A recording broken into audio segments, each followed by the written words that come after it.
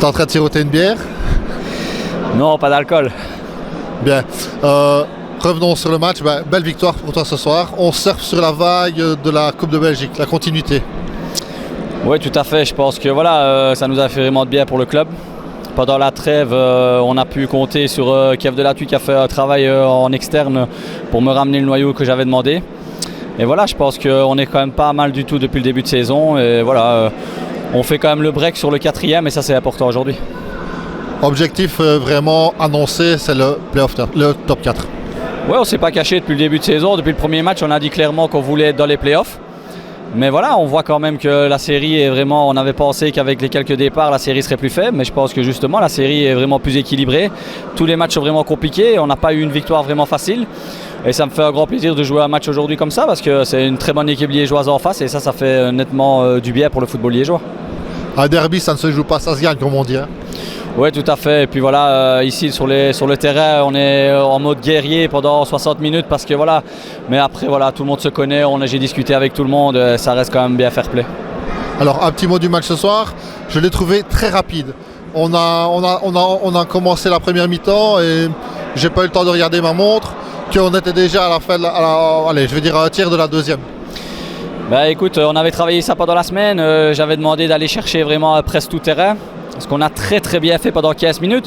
On mène 2-0. À 2-0, je crois qu'on a quand même 2-3 belles occasions pour, je crois, vraiment leur mettre un coup derrière la tête. Et à la place du 2-0, ils font 2-1. Et à 2-1, alors à ce moment-là, ils ont eu plus de possession de balles et ça s'est quand même fort équilibré. En deuxième mi-temps, voilà, les 10-12 premières minutes, ils ont eu beaucoup le ballon. On a joué bloc trop bas.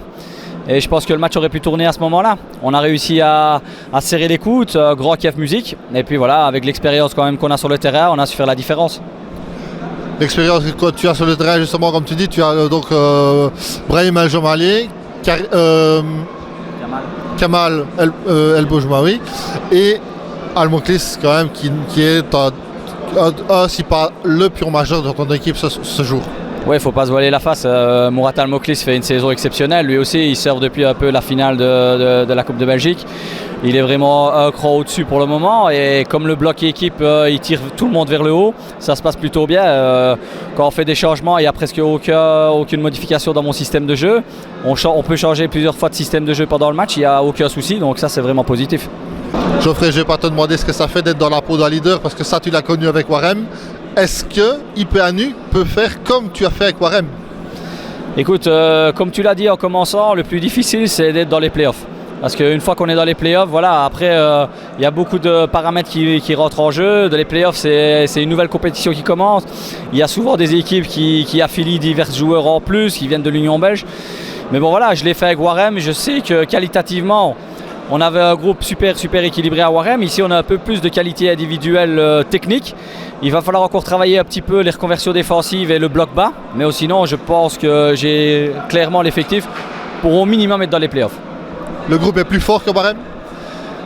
C'est difficile à comparer. Warem, j'avais vraiment une très bonne mentalité. On était monté de D2, on avait fait quelque chose d'exceptionnel. On avait été champion de Belgique en D1.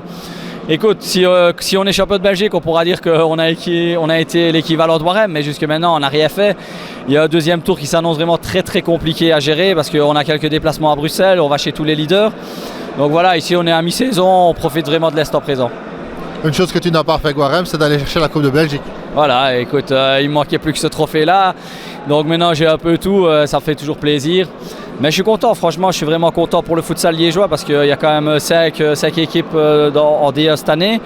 Et Golden travaille pour essayer de remonter dans le classement, mais je pense que les autres, on ne fait pas tâche dans la division. Donc ça, c'est vraiment positif pour le futsal liégeois.